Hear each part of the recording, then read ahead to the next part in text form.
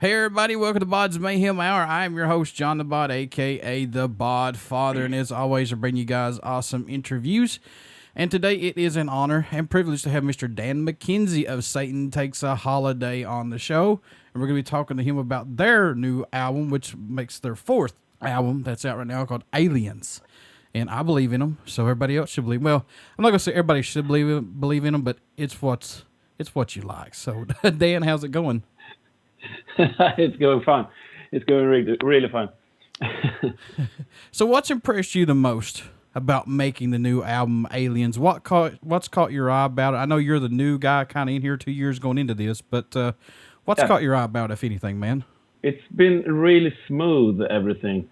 We have had a lot of fun, and we're very proud of the album. And I think you can hear we had fun doing it also. And yeah, I mean, I think it's a killer, and I really hope everybody else is gonna think the same. Yeah, it's a fun album too. Yeah, it is. Who produced this album, or did you guys just do it yourself? No, we had a guy called his name is Stefan Brännström.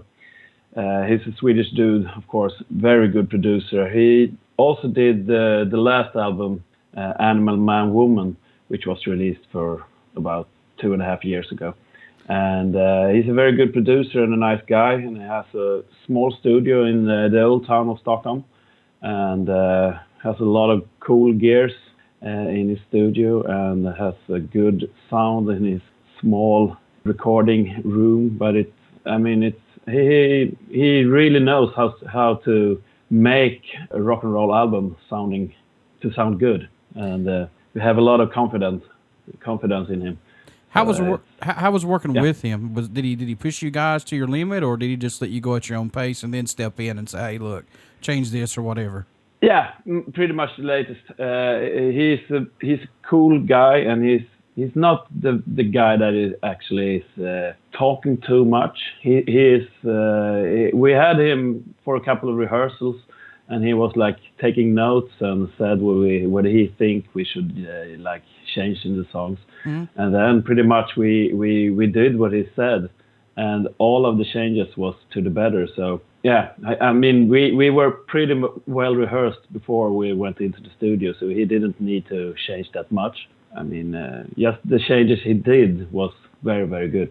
Any songs off the Aliens album that stand out more to you than any, possibly, Dan, maybe? To me, it's the first song, Good Cop, Bad Cop. And then I really dig, of course, our first single, The Beat. And our second single was the Ladder to Climb. And I really dig that one as well. But those three songs, I think, stands out a little bit more than the other songs. What helps you keep your mind fresh and open to new drum beats and things like that? Is it hard to stay fresh, man, or how hard do you push yourself to come up with something new every time? Not that much, I think. I don't try to. I mean, you can't invent the wheel every time. Right, sure. But you can. What I think is when I try to come up with new stuff, it's mostly about the groove all the time, and then after a while you come up with things that is like for the song all the time. I'm not trying to do hard or difficult stuff just by, it's not my purpose to do hard stuff. It's more what I think when I hear music, and what I want to hear is always a good and solid groove. So that's what I think of all the time, keeping a good groove, and then it comes naturally. Yeah, and a lot of people are afraid to step out of the box, and I don't get that. It's like, this is your craft. This is what you're blessed to do with. I mean, expand your horizon, grasshopper. Oh, yeah, of course. It's not my cause to do difficult stuff. My cause is to make a good song. True. And yeah. And but if I come up with something really difficult, or if the guys think this is cool, go for that, and I try to do it, of course. But sure. That's not my main goal in the making music, to just play difficult stuff. In your own opinion, what do you hope the fans take away from the new album once they start to listen to it, start to digest it? What do you hope that they get from it, man? Really hope they get a good time. Most of it. I mean, it's just a rock and roll album, and I really hope for them to forget about all the shit going on in their lives instead, and just have a good time with the record, and hopefully play it over and over again, and come to our gigs and have a good time. And I mean, music is a way of just forgetting about everything else, and I really hope for people to forget about, as I said, everything else in their life for half an hour, or how long it's now. I think it's 29 minutes or whatever it is.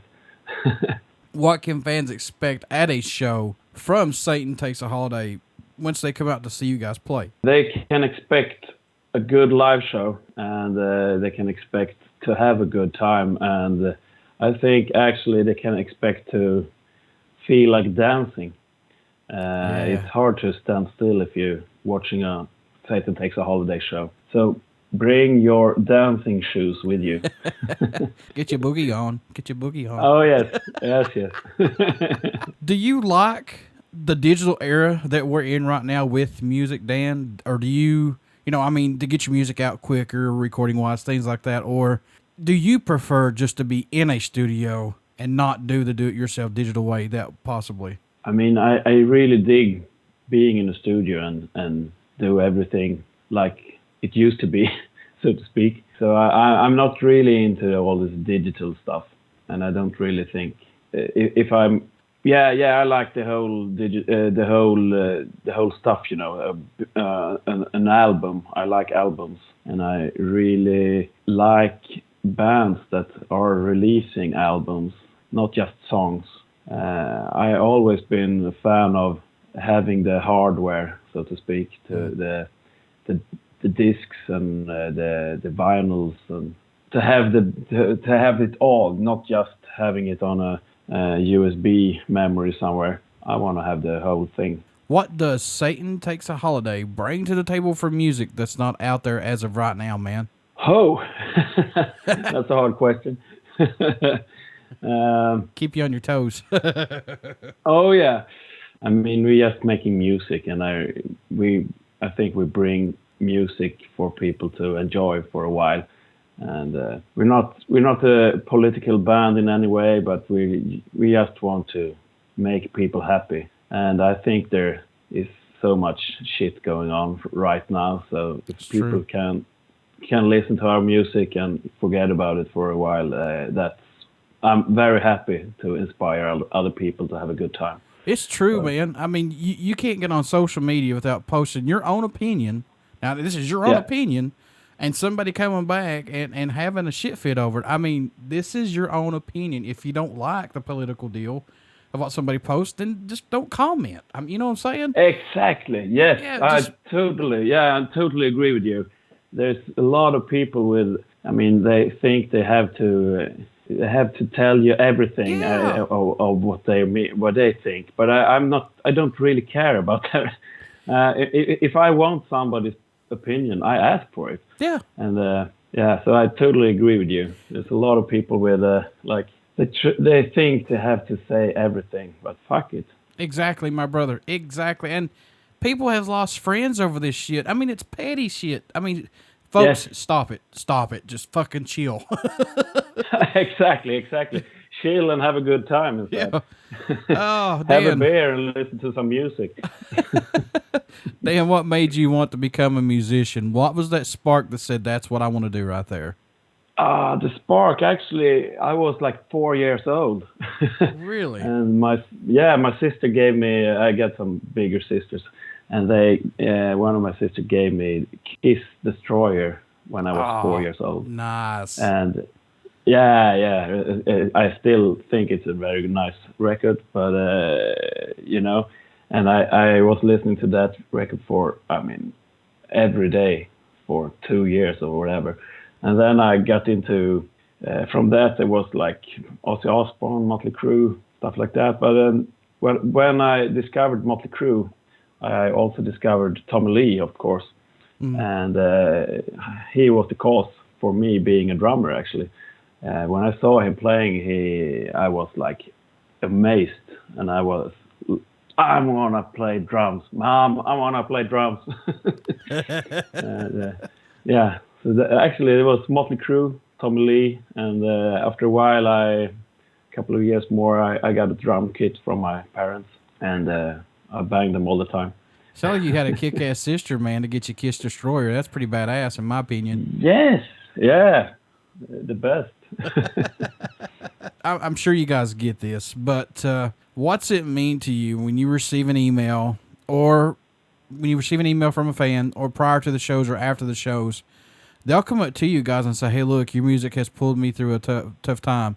It's gave me inspiration to overcome obstacles, things like that, or it's just maybe just to enjoy the everyday bullshit that we go through. What's that mean to you guys? It means the world to us. I mean, as I said before, I'm so happy if I can inspire people to do something else for a while, or come to our shows and have a good time. And if they tell me that they think what we do is good, I mean, that is awesome. It's one of the best feelings. You know, when you've been playing a show, you can see them are happy, and then dancing, and then they come and just talk to us for a while and say, hey man, this was the greatest show I ever seen, or whatever.